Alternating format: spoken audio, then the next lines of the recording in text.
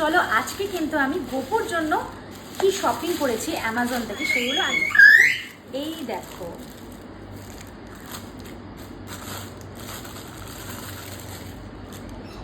দেখেছো এটা কাঁসারের, এরকম 6টা বাটি নিয়েছি। খুললাম না, জাস্ট দেখে নাও এরকমই আছে। আনবক্স করার জন্য আমি পাগল হয়ে যাই, টেনে টেনে বার করি। এই যেখানেও 3টে বাটি সেম ডিজাইনের। ওকে, আর গোপুর জন্য এসে থালা, এই দেখো, মানে সেটটা ঠিক এইভাবেই রেডি হবে। আর ওর জন্য এনেছি আর একটা জিনিস দেখাচ্ছি, সেটা হচ্ছে স্পুন,